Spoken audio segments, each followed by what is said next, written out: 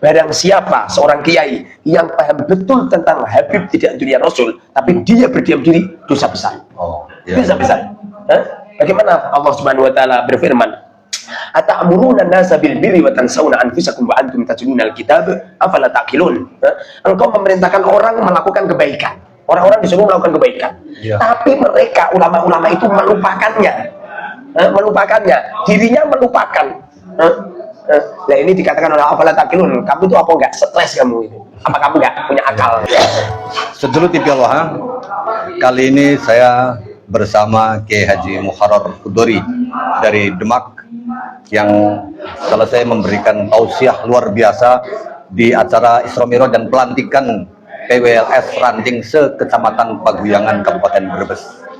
Kita mengucapkan selamat dan sukses atas dilantiknya pengurus Ranting se-Kecamatan Paguyangan Kabupaten Brebes. Semoga bisa melaksanakan visi dan misi PWLS dengan sebaik-baiknya. Dan kita akan berbincang sejenak bersama beliau, Kiai Haji Muharrar Hudori. Selamat siang, Kiai. Assalamualaikum. Assalamualaikum warahmatullahi wabarakatuh. Ada beberapa pertanyaan yang ingin saya sampaikan kepada panjenengan, Kiai.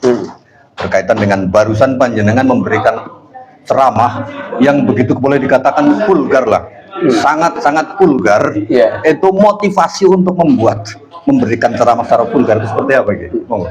Allah Subhanahu wa taala berfirman di dalam Al-Qur'an, "Wal takum minkum ummatun yad'una ilal khairi wa ya'muruna bil ma'rufi wa yanhauna 'anil munkar."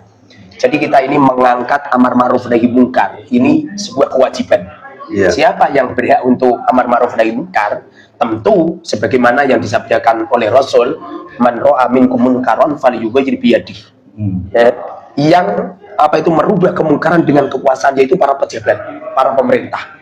Jadi kalau ada anarkis kita jangan terus main pukul, main gebuk. Itu tugas pemerintah. Fa'ilam tastati, apabila kamu tidak mampu menjadi seorang pejabat, fabilisani, yaitu tugasnya para ulama. Menyampaikan fatwa-fatwa, menyampaikan edukasi-edukasi kepada umat supaya umat ini tercerahkan dan tidak tertipu gitu. Selama ini kan yang rugi itu masyarakat awam. Tokoh-tokoh yang untung dapat bonus, tapi orang awam kan yang dirugikan kan. Fa'ilam tastati fabiqalbi.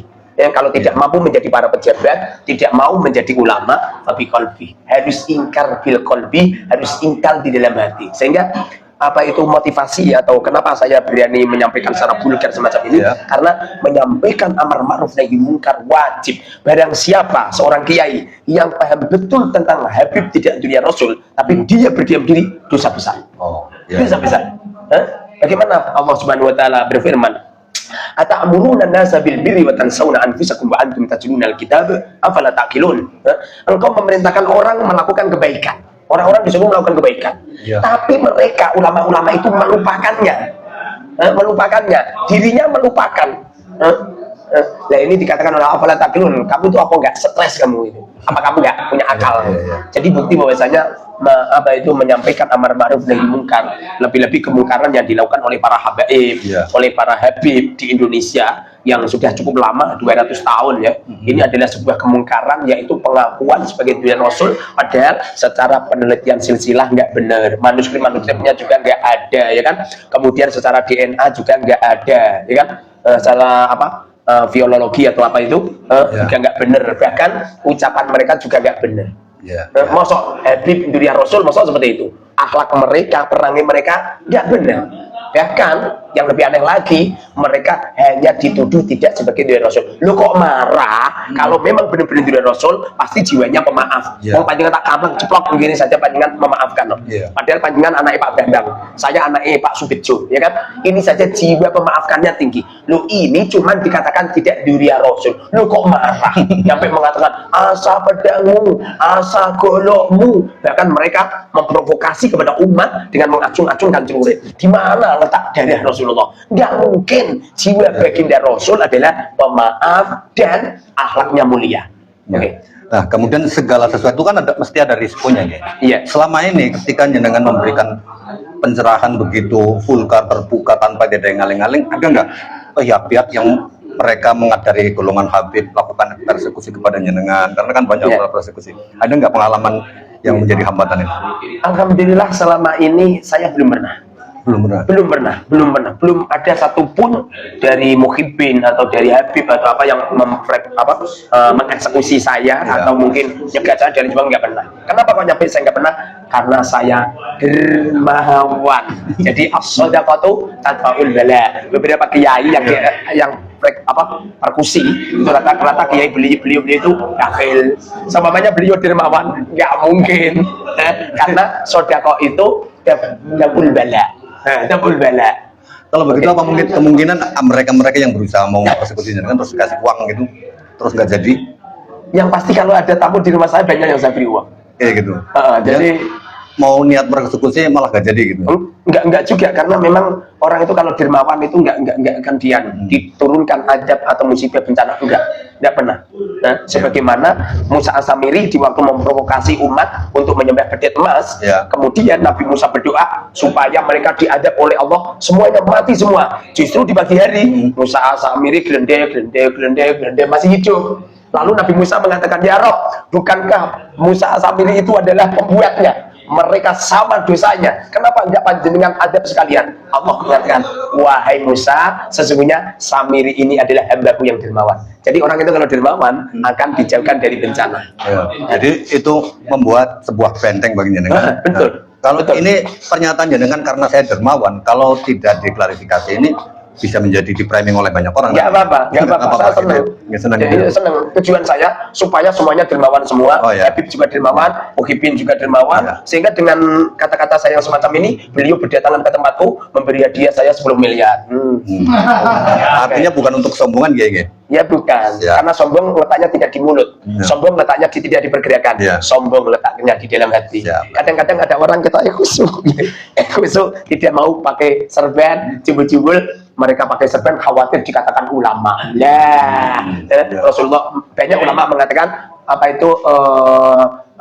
itu tarkul amal li ajlinas fawariyah. Jadi orang meninggalkan amal baik tujuannya adalah khawatir dikatakan ini itu justru pamer gitu. Jadi apa itu pada dasarnya sombong itu tempatnya di dalam hati. Sebab kemarin saya lihat itu ada orang melakukan gini-gini, saya kira sombong. Jebul-jebul memang orangnya baru sakit kaki gitu.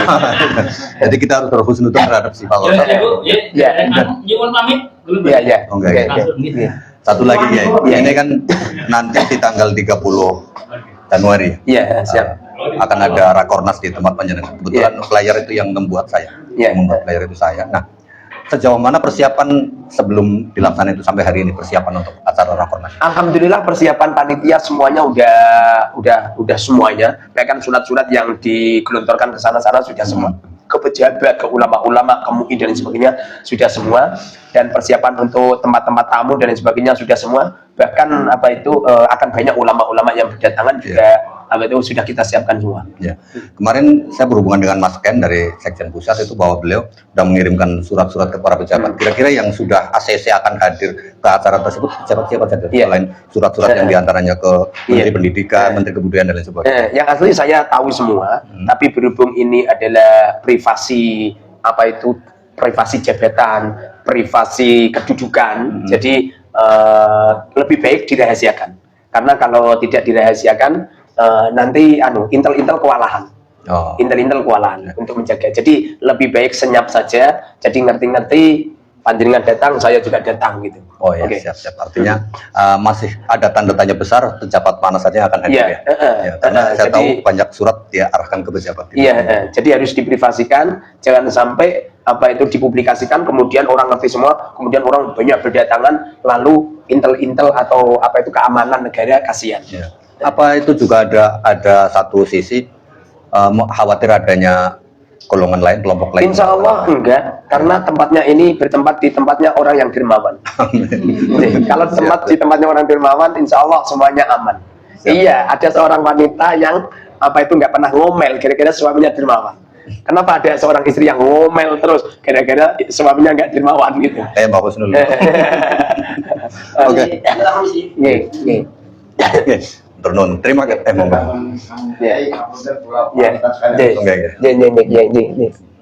Demikian Sedulur TV Al-Waha, perbincangan singkat saya dengan Ya. Kiai Haji Muharrar Al-Qudori. Mudah-mudahan Ya. bisa ada manfaatnya. Amin. Itu, dan beliau telah memberikan alasan kenapa sampai memberikan ceramah yang begitu vulgar. Mudah-mudahan ada manfaatnya. Saya Bahri Lulung bersama Kiai Haji Muharrar Al-Qudori undur diri. Assalamualaikum warahmatullahi wabarakatuh. Selamat. Terima kasih. Oke.